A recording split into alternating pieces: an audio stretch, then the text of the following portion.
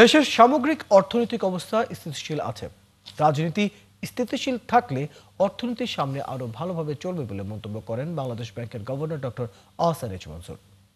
দুপুরে micro credit regulatory অথরিটির উদ্যোগে গ্রামীণ দরিদ্র জনগোষ্ঠীর কাছে ব্যাংকের অর্থ সহজে পৌঁছে দেওয়ার উদ্দেশ্যে টাঙ্গাইলে ওয়াটার গার্ডেন রিসর্টের হলরুমে এমএফআই ব্যাংক লিঙ্কেজ বিষয়ে আঞ্চলিক সেমিনার প্রধান অতিথির বক্তব্যে তিনি এসব কথা বলেন।